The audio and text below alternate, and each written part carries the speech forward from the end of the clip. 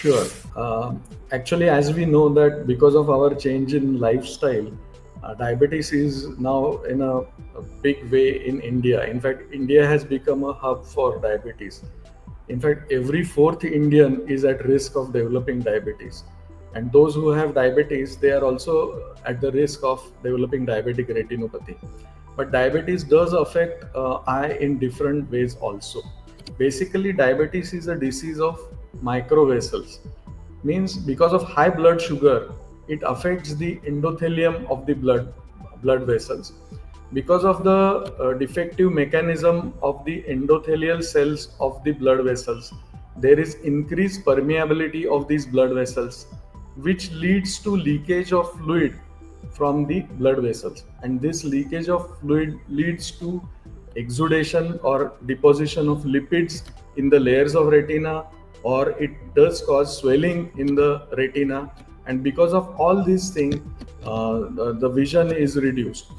Because of increased leakage, there is decreased blood supply or decreased oxygen supply to the retina.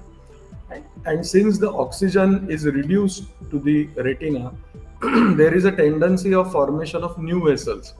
And when the new vessels are formed, these new vessels are basically the endothelial cells, and the wall of these new vessels is very weak. So they have a tendency to bleed. And because of this, there is bleeding in the retina.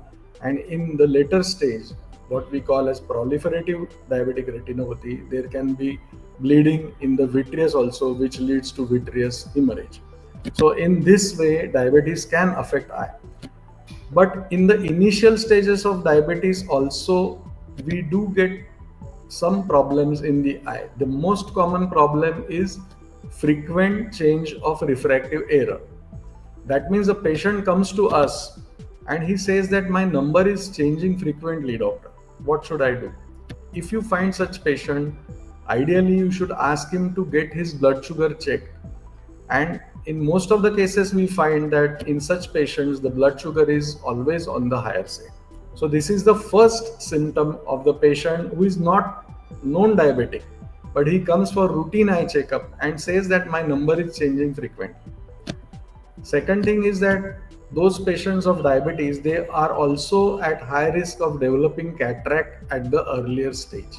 As we know that cataract is a disease of old age, but in diabetics, this can happen at the earlier age also.